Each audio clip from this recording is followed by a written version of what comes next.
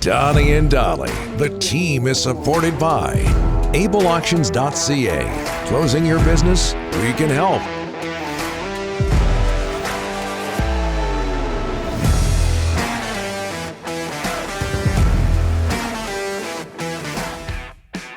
All right, it is Monday. All of our guests today, including Patrick Johnston, Province.com, sponsored by Passant Motors.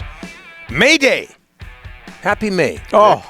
It's May Days at Passant Motors. Purchase a vehicle in the month of May and choose one of 3 great promotional options. May Days only at Passant Motors. Learn more at basantmotors.com.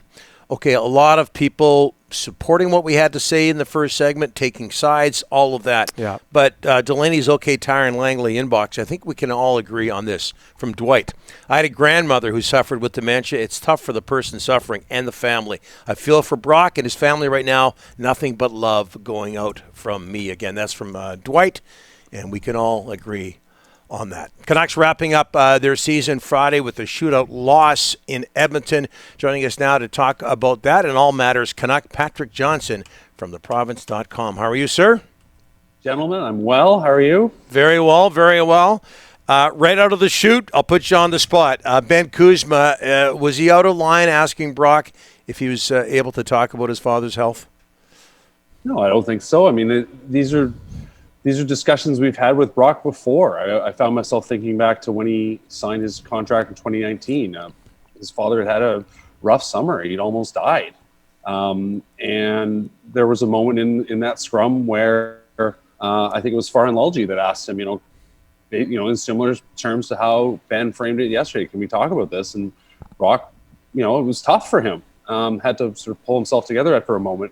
But obviously, what his dad's going through now is a whole other, it's ridiculous to think about how much his dad's been through. And this obviously is a whole other thing. So, his reaction, I totally understand.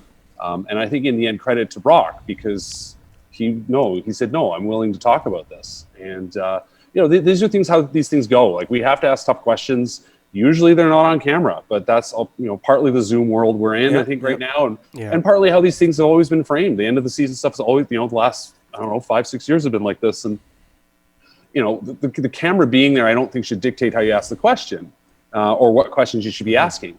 And, I suppose that's what I take from a lot of the reaction as well, is that people are not used to seeing us having to do these things. And, that's sort of where I'm at on it. I understand why some people still don't think that's fair. I get that. But, in the end, this was a difficult, I think back about when I asked Troy Stetcher about, sort of the fact this could have been his last game. And, Troy and I have talked about it since, and he has had no issue with that question. But in the end, in the moment, he didn't feel comfortable answering, and he just said, no, thanks, I'm moving on. Obviously, he was also in a tough spot with his father and everything. But, in the end, the question was, I think, pretty fair, pretty wide open. He didn't come in. He just said, can we talk about your dad? And Brock said yes. Obviously was overcome by the moment, and I think that's what everyone's reacting to. Yeah, you're bang on, I think, anyway, Patrick, about the camera, the added element that isn't necessarily always there in different times. We should, set the record straight, too. I don't think Ben, would you agree with this, Patrick? Ben doesn't go there, and you touched on this, but Ben doesn't go there unless he knows about Brock's past willingness to deal with the subject. Absolutely, and I think that's the other context to recognize here. Is like I said, this is his father's health is a topic we've encountered before, and Brock has met with it bravely in the past, and you certainly know anytime you're having to ask a question in that about sort of personal stuff that Brock himself had alluded to, and you sort of say, can we follow up on that? There's always an emotional reaction coming. And,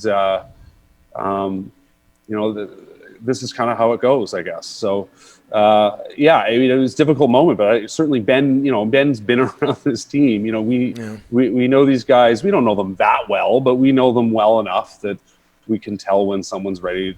We think someone might be ready to talk about an issue. And, that's part of our job. There's a lot of stuff that doesn't get reported and doesn't get said because we're trying to understand the context of it and hoping that people will trust us to deliver those stories fairly and accurately. I think we forgot about this yesterday in the hours that followed as well, and yet you hate to bring this up. The hockey element to Brock Boeser's life. What's in his future? His contract's up. Yeah, it's a really tricky spot, isn't it? I find myself having a hard time imagining. I mean, even if the Canucks were interested in trading, and I'm not sure they are, even if they were interested in trading him, the fact is that he's got this very tricky qualifying offer. The team can, at worst comes to worst, they could offer team arbitration and bring it down, 15%. It seems to me more likely they'd rather come to a negotiated solution. But even then, the production this year, he was good on the power play, but struggled at 5-on-5 for the most part. And that's when you're getting paid what he's getting paid, you need to see a 30-goal scorer, and he still hasn't been that. He's come close, and he's showed potential to do that.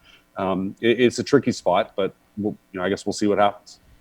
Patrick, the coach, he's going to talk to the media today, Bruce Boudreau. Still hearing a lot of positivity. It's not getting that final it's done yet. What are you hearing about Boudreau? I don't think anything different from what you've heard, Rick. I was in Edmonton on Friday, and at the end of it, we talked to Bruce, and Bruce has been honest the whole way through. He likes being here. He said that on Thursday when he was asked about it. Didn't really want to get into the idea of the contract, and we'll talk about it at the end of the year. But I think he's enjoyed it. It's been one of the things I'm interested in getting into to build on is sort of how the culture of the room evolved. Yeah. And you think about how frustrated he was feeling about how the team was getting, how it was starting, so many times, and then that didn't really become. I mean, they still had struggles starting, but that became less of a talking point. And I was really struck on Friday night after the game. Connor Garland brought up Quinn Hughes' speech that was touched on briefly yesterday after I guess when he got the belt. The other day, and just for him saying these games matter. We need to show who we are for next year. We need to build what we're going to be. And there's an overall evolution that happened, I think, in front of Boudreau, and I'm very curious to hear what he has to say about that. We know he's an upbeat guy. Tyler Myers said he's awesome. He was unequivocal, didn't even hesitate. And everyone talks about what a sort of how personable he is. He cares about his players. He talks to them all the time. He may not be the most sort of tactically astute coach, X's and O's, but that's about also who you hire in your staff and the guys that he had working with him this year, and we'll see how that plays out. I think that's the other interesting question. But certainly, built a good relationship with Scott Walker. Clearly, Brad Shaw made a difference helping out the PK as well. So it's sort of the sort of whole collection of it, I think, is such an interesting thing. And yeah, I mean, Boudreau did everything he could to keep himself. And so we'll see how management feels about sort of their vision of the future and how he fits in that. You wrote about this, Patrick. Can you envision the Canucks moving on from Tyler Myers? Well, I mean, I get the sense that was something they were interested in doing. I don't know how far that went at the deadline. But certainly, he is kind of, I think, what we thought he would be. He can move the puck, he can throw some big hits, but he makes mistakes. And he's 32 now. You kind of go, okay, how much? There's only 2 years left on the contract, I suppose. But how much? How could you use the sort of the $6 million that he is taking up on the cap hit?